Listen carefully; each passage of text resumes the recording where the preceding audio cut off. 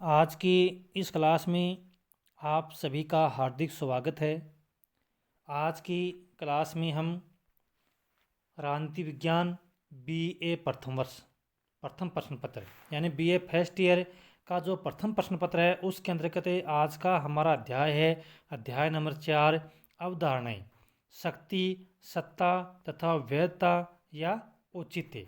तो आज की क्लास में हम अवधारणाएं शक्ति, सत्ता और वैधता इस अध्याय से संबंधित है। जो भी अति लघुतरात्मक प्रश्न हैं और जो परीक्षा की दृष्टि से बहुत ही महत्वपूर्ण है उन प्रश्नों का आज की क्लास में हम अध्ययन करने जा रहे हैं। तो शुरू करते हैं। सबसे पहला है शक्ति अवधारणा से संबंधित राजनीति विज्ञान में शक्ति से क्या अभिप्राय है, यानी राजनीति विज्ञान में शक्ति का क्या अर्थ लिया जाता है। तो राजनीति विज्ञान में शक्ति एक केंद्रीय विषय है। राजनीति शास्त्रियों ने शक्ति को प्रभावित करने की क्षमता के रूप में अभिव्यक्ति किया है। यानी राजनीति शास्त्रियों ने शक्ति किसको माना है? प्रभावित करने की क्षमता। कुछ विचारकों का मत है कि शक्ति राज्य तथा समुदाय में निहित तत्व है। कुछ अन्य विचारकों के अनुसार शक्ति है वो व्यक्ति की विशेषता है।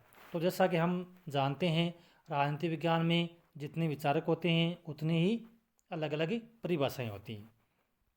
तो राजनीति विज्ञान में शक्ति है वो एक केंद्रीय विषय है और जो राजनीति शास्त्र हैं वो कहते हैं कि भाई शक्ति है क्या? प्रभावित करने की क्षमता है।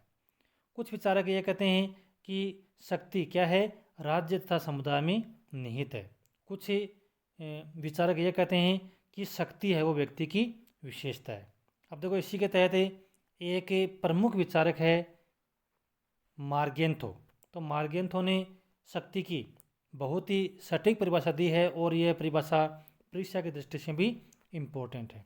मार्गेंथो के अनुसार शक्ति से अभिप्राय एक व्यक्ति द्वारा सामाजिक संबंधों में दूसरे व्यक्तियों के मस्तिष्कों तथा कार्यों पर नियंत्रण अथवा बल प्रयोग है।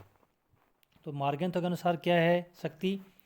एक व्यक्ति के द्वारा सामाजिक संबंधों में दूसरे व्यक्तियों के मस्तिष्कों तथा कार्यों पर नियंत्रण अथवा बल प्रयोग, यानी दूसरे व्यक्ति के मस्तिष्क या दिमाग को प्रभावित करना और दूसरे व्यक्तियों के कार्यों पर नियंत्रण अथवा बल प्रयोग, ये क्या है? ये शक्ति है मार्गेंथो के अनुसार। दूसरा प्रश्न है शक्ति की अवधारणा के बारे में हेरल्ड लासवेल के विचार बताइए। यानी हेरल्ड लासवेल जो विचारक है उनकी शक्ति के बारे में क्या अवधारणा है, क्या उनका विचार है। तो हेरल्ड लासवेल ने राजनीति विज्ञान को शक्ति का विज्ञान बताया है। हेरल्ड लासवेल ने राजनीति विज्ञान को शक्ति का विज्ञान बताया है। लासवेल के अनुसार राजनीति विज्ञान का विषय शक्ति की प्रक्रियाओं का अध्ययन है। शक्ति की निर्णय निर्माण की प्रक्रियाओं में सहभागिता है। शक्ति अपने आप में एक मूल्य है और दूसरे मूल्यों की उपलब्धि का एक साधन भी है। राजनीति संबंधों का लक्ष्य सदा ही मनुष्यों के द्वारा शक्ति की खोज है। शक्ति वितरणात्मक है और राजनीति विज्ञान का लक्ष्य यह निर्धारित करना है कि उसका वितरण कैसे और किस आधार पर हो। इस प्रकार राजनीति का शक्ति है वो राजनीति का मुख्य सार है। तो यह अवधारणा थी विचारक हेरल्ड लासवेल के अनुसार।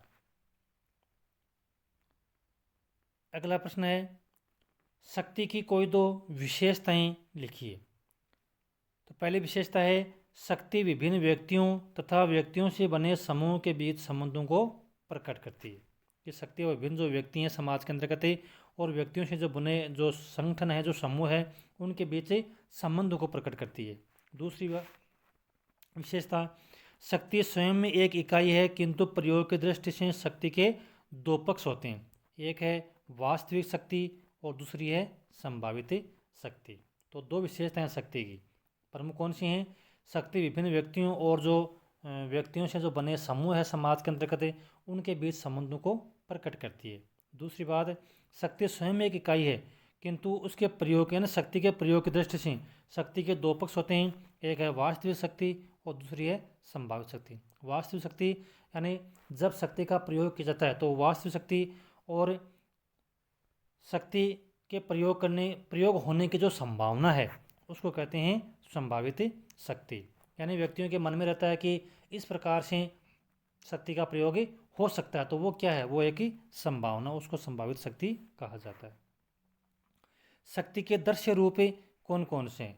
तो शक्ति के दृश्य रूप हैं बल और सत्ता। ये शक्ति के दो दृश्य रूप हैं। बल और सत्ता शक्ति के दृश्य रूप हैं। शक्ति की तीन सीमाएं लिखिए। तो इतिहास है, जनसहमति और नैतिकता, ये शक्ति की प्रमुख सीमाएं। इतिहास से मतलब ये है कि कोई भी देश है, कोई भी राज्य के अंतर्गत जो वहाँ का जो इतिहास है, जो प्राचीन काल से जो चली आ रही है जो सिस्टम है, उसको इग्नोर कोई भी राज्य है, सरकार है, वो करने से हिचकती है। जनसहमति यानी लोगों की जो सहमति है, लोग क्या चाहते हैं, उसके विरुद्ध भी सरकार है वो काम नहीं कर सकती। नैतिकता मतलब सरकार या राज्य का यह दायित्व बनता है कि वो अच्छी बातों का अनुसरण करे। कहने वाले कुछ बातें ऐसे, कुछ ऐसे नियम हैं जिनकी अवहेलना कोई भी राज्य है वो कर नहीं सकता। तो ये शक्ति की तीन सीमाएं। शक्ति को किसका अंतर्निहितत्व माना गया है? तो राज्य, संप्रभुता, सरकार, कानून आदि में शक्ति को प्रमुख अंतर्निहितत्व माना जाता है। तो शक्ति को किसका अंतर्निहितत्व माना गया है? राज्य, संप्रभुता, सरकार और कानून आदि में शक्ति का अंतर्निहितत्व माना जाता है। शक्ति की चार आवश्यक शर्तें लिखिए। अनुयायियों की आवश्यकता, धन, युद्ध सामग्री, नागरिक सत्ता, जनमत आदि अन्य शक्तियों की आवश्यकता, औचित्य की आवश्यकता, निरंतर शक्ति संचयन की आवश्यकता। मतलब यदि शक्ति को यदि बनाए रखना है तो उसकी चार शर्तें कौन कौन सी है? अनुयायियों की आवश्यकता मतलब शक्ति को कोई मानने वाला भी तो चाहिए। यदि कोई किसी व्यक्ति के पास में ताकत है, शक्ति है, लेकिन यदि उसका कोई मानेगा नहीं उसकी शक्ति को, तो फिर शक्ति का जो प्रभाव है ना वो कम हो जाएगा। तो अनुयायियों की आवश्यकता होती है। धन, युद्ध सामग्री, नागरिक सत्ता, जनमत आदि शक्तियों की भी आवश्यकता होती है। औचित्य की आवश्यकता होती है। मतलब औचित्य का मतलब है कि जायज ठहराना। जब तक शक्ति यदि जायज नहीं होगी तो लोग उसकी पालना नहीं करेंगे। और निरंतर शक्ति संचयन की आवश्यकता है। शक्ति है वो निरंतर, शक्ति का संग्रह है ना, संचयन, वो भी होने बहुत ज़रूरी है। तो ये चार प्रमुख शर्तें हैं शक्ति की। शक्ति के प्रकार लिखिए। तो शक्ति के प्रकार हैं शारीरिक शक्ति, मनोवैज्ञानिक शक्ति और आर्थिक शक्ति। शक्ति को प्रयोग में लाने के तरीकों के नाम लिखिए। यानी शक्ति को प्रयोग में लाने के प्रमुख तरीके कौन कौन से? समझाना, प्रलोभन, दंड और शक्ति। ये चार प्रमुख तरीके। यानी कहने के पहले यदि कोई व्यक्ति शक्ति को चैलेंज करता है तो पहले उसको समझाया जाए, फिर उसको लालच दिया जाए, फिर उसको दंड यानी पनिशमेंट देने का उसको भय दिखाया जाए, और यदि फिर भी वो नहीं मानता है तो फिर शक्ति का वास्तविक रूप से प्रयोग किया जाए। ये चार प्रमुख तरीके हैं शक्ति को प्रयोग में लाने के। शक्ति के स्रोत क्या हैं अथवा शक्ति के प्रमुख स्रोतों का वर्णन कीजिए। तो शक्ति के प्रमुख स्रोत हैं ज्ञान, धन, संगठन, व्यक्तित्व, विश्वास, बल, सत्ता, करिश्मा, विचार तथा सामाजिक स्तर। ये सारे क्या हैं? शक्ति के प्रमुख स्रोत हैं। विस्तार से हम आगे के जब निबंधात्मक प्रश्न पे अध्ययन करेंगे तब इनके बारे में विस्तार से चर्चा करेंगे। अगला प्रश्न है शक्ति में प्रभाव में कोई दो अंतर लिखिए। तो शक्ति वो मूर्त रूप है जबकि प्रभाव है वो अमूर्त रूप है। यानी शक्ति का जब प्रयोग होता है हम उसको देख सकते हैं, महसूस कर सकते हैं, लेकिन प्रभाव है वो अमूर्त रूप है, उसको हम देख नहीं सकते। शक्ति अप्रजातांत्रिक है जबकि प्रभाव है वो प्रजातांत्रिक है। शक्ति तथा बल प्रयोग में कोई दो प्रमुख अंतर लिखिए। तो शक्ति एक व्यापक तत्व है जबकि बल प्रयोग शक्ति के अधीनस्थ ही एक उपकरण मात्र है। शक्ति का प्रयोग अप्रत्यक्ष अथवा मनोवैज्ञानिक रूप से होता है जबकि बल प्रयोग है वो वास्तविक रूप में होता है। तो ये दो प्रमुख अंतर है शक्ति और बल प्रयोग में। कहने का शक्ति एक व्यापक तत्व है, बल प्रयोग उसका एक उपकरण मात्र है। यानी शक्ति व्यापक होती है, बल है वो व्यापक नहीं होता है। और शक्ति का प्रयोग अप्रत्यक्ष या मनोवैज्ञानिक रूप से होता है, जबकि बल प्रयोग है वो वास्तविक रूप में होता है। शक्ति का प्रयोग अप्रत्यक्ष है, तो हम कह सकते हैं भाई किसी को मानसिक रूप से भी प्रभावित किया जा सकता है। अगला है, सत्ता से आपका क्या अभिप्राय है? सत्ता किसको कहते हैं? तो सत्ता वह शक्ति है जो स्वीकृत, सम्मानित, ज्ञात अथवा औचित्यपूर्ण। और यदि हम सही अर्थ देखें तो सत्ता क्या होती है, सत्ता किसको कहते हैं? सत्ता निर्णय लेने, आदेश देने तथा उनका पालन करवाने की वह शक्ति, स्थिति या अधिकार है जिसे अधीनस्थों द्वारा स्वीकार कर लिया गया है और संगठनात्मक लक्ष्यों की पूर्ति के लिए अधीनस्थों द्वारा जिसका पालन आवश्यक होता है, उसको हम सत्ता कहते हैं। कहने मतलब सत्ता क्या है? निर्णय लेने, और निर्णय लेने के बाद में आदेश देने और उसका पालना करवाने की शक्ति या स्थिति या हम वो एक तरह से अधिकार होता है, और जिस निर्णय को, जिस आदेश को जो अधीनस्थ हैं उसको स्वीकार भी कर लेते हैं, और उस संगठनात्मक लक्ष्य की पूर्ति के लिए अधीनस्थों द्वारा जिसका पालन आवश्यक होता है। कहने मतलब यदि सत्ता आदेश देने की क्षमता तो है, लेकिन यदि अधीनस्थ उसका पालन नहीं करते ना तो हम उसको सत्ता नहीं कह सकते। सत्ता को परिभाषित कीजिए। तो बीच महोदय के अनुसार, बीच एक विचारक हैं, उनके अनुसार दूसरों के कार्य निष्पादन को प्रभावित या निर्देशित करने का औचित्यपूर्ण अधिकार है वो सत्ता है। सत्ता के कौन कौन से सिद्धांत हैं? तो सत्ता के प्रोफेसर बीच के अनुसार सत्ता के दो प्रमुख सिद्धांत हैं। एक है औपचारिक सत्ता का सिद्धांत और दूसरा व्यवहारवादी सत्ता का सिद्धांत। ये दो प्रमुख सिद्धांत हैं प्रोफेसर बीच के अनुसार। मैक्स वेबर ने सत्ता के तीन प्रमुख प्रकार हैं, वो कौन कौन से बताएं, या मैक्स वेबर के अनुसार सत्ता के तीन प्रमुख प्रकारों का उल्लेख कीजिए। तो एक तो परंपरा अथवा जिसका प्रयोग होता रहे, युक्तियुक्त कानून जिसे अधीनस्थ औचित्यपूर्ण समझता है, करिश्मात्मक सत्ता का वह प्रकार है जो व्यक्तिगत प्रभाव पर आधारित होता है। तो ये तीन प्रकार हैं, परंपरागत, युक्तियुक्त कानून या औचित्यपूर्ण और करिश्मात्मक सत्ता। ये तीन प्रमुख प्रकार हैं, करिश्मात्मक या करिश्माई सत्ता। सत्ता के प्रकार बताइए। तो व्यवहार में सत्ता है वो तीन प्रकार की होती है, रेखाधिकार सत्ता, अष्टाप अधिकार सत्ता और क्रियात्मक अधिकार सत्ता। ये तीन प्रमुख प्रकार होते हैं सत्ता के। सत्ता के स्रोत बताइए। तो औपचारिक सत्ता विचारधारा, स्वीकृति विचारधारा और सक्षमता विचारधारा, ये सत्ता के तीन प्रमुख स्रोत हैं। औपचारिक सत्ता, स्वीकृति विचारधारा और सक्षमता विचारधारा। सत्ता की कोई चार विशेषताएं बताइए। सत्ता औचित्यपूर्ण शक्ति है, सत्ता एक स्वीकृत शक्ति होती है, सत्ताधारी अपने अधीनस्थ व्यक्तियों पर प्रभुत्व रखता है, सत्ता सदैव परिभाषित, सीमित और स्वीकृत होती है। तो ये चार प्रमुख विशेषताएं हैं। सत्ता औचित्यपूर्ण होती है, औचित्य मतलब कि वो एक तरह से वैध होती है, जायज़ होती है। सत्ता एक स्वीकृत शक्ति होती है, जो अधीनस्थ हैं उसको स्वीकार भी करते हैं। सत्ताधारी अपने अधीनस्थ व्यक्तियों पर प्रभुत्व रखता है, जो सत्ताधारी है जो अपने आदेश का पालन अपने अधीनस्थ से करवाता है, तो जो अधीनस्थ हैं उनके ऊपर उसका पूरा प्रभुत्व भी होता है। सत्ता सदैव परिभाषित, सीमित और स्वीकृत होती है, मतलब सत्ताधारी के द्वारा जो भी आदेश होते हैं वो परिभाषित होते हैं, देने वाला भी जानता है और जो जिस पालन करते हैं वो भी अच्छी तरह से जानते हैं। सत्ता के प्रमुख कार्य क्या हैं? तो सत्ता के प्रमुख कार्य हैं आदेश देना, निर्णय लेना, विभिन्न क्रियाओं में समन्वय स्थापित करना, संगठन के उद्देश्य प्राप्त करना, निर्देश देना और योजनाएं बनाना। ये सत्ता के प्रमुख कार्य होते हैं। शक्ति और सत्ता में कोई दो अंतर बताइए। शक्ति एक भौतिक तत्व है जबकि सत्ता एक वैधानिक तत्व है। शक्ति मूल्य निरपेक्ष होती है जबकि सत्ता है वो मूल्य सापेक्ष होती है।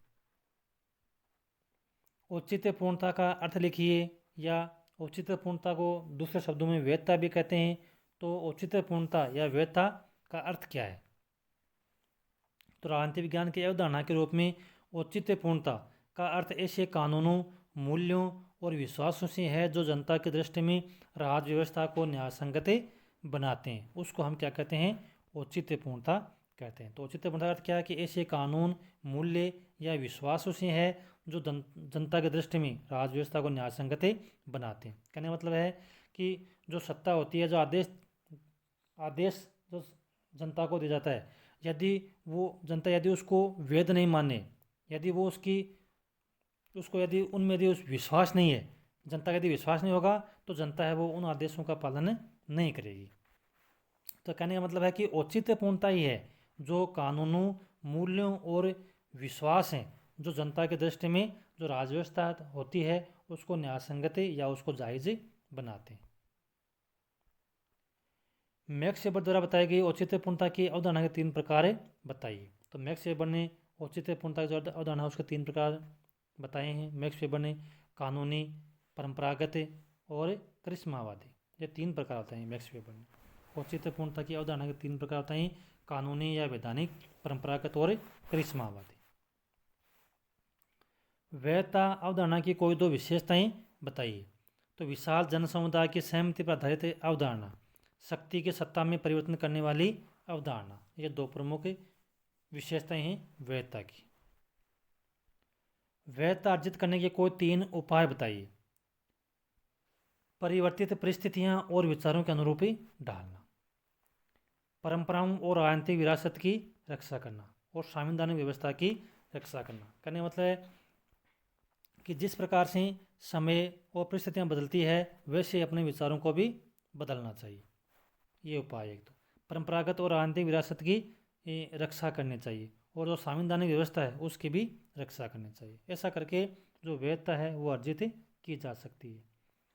औचित्य पूर्णता अथवा वैधता के कोई 4 स्रोत बताइए। तो परंपराएं, युक्तियुक्त कानून, व्यक्तित्व और विचारधारा, इनके माध्यम से औचित्य पूर्णता को प्राप्त किया जा सकता है। शक्ति, सत्ता तथा वैधता में क्या संबंध है? शक्ति, सत्ता और वैधता में क्या संबंध है? तो शक्ति, सत्ता तथा वैधता का संबंध मानव की मूल प्रवृत्तियों से है। मानव की इन मूल प्रवृत्तियों में जो भिन्नता तथा पारस्परिक अनुपूरकता पाई जाती है उसे शक्ति, सत्ता तथा वैधता के तत्वों में देखा जा सकता है।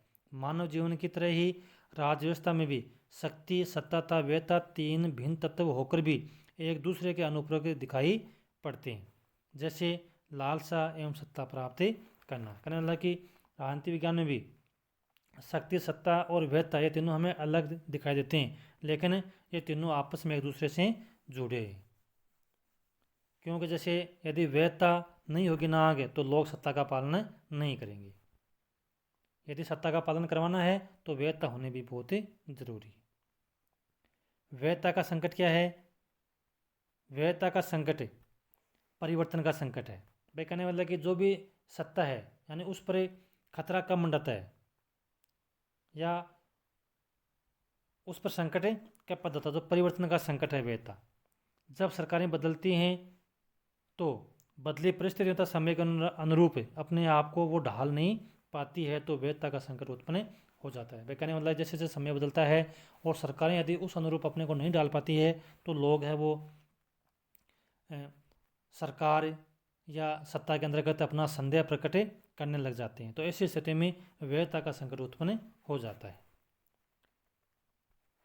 तो ये था आज की क्लास में हमारा टॉपिक प्रमुख अवधारणाएं शक्ति, सत्ता और वैधता। तो आज की क्लास में हमने अति लघुत्तम प्रश्नों के ऊपर चर्चा की, इस अध्याय से संबंधित थे और हम जल्द ही जो निबंधात्मक प्रश्न हैं उनके ऊपर इन पॉइंटों के बारे में भी हम विस्तार से चर्चा करेंगे। जय हिंद, जय भारत।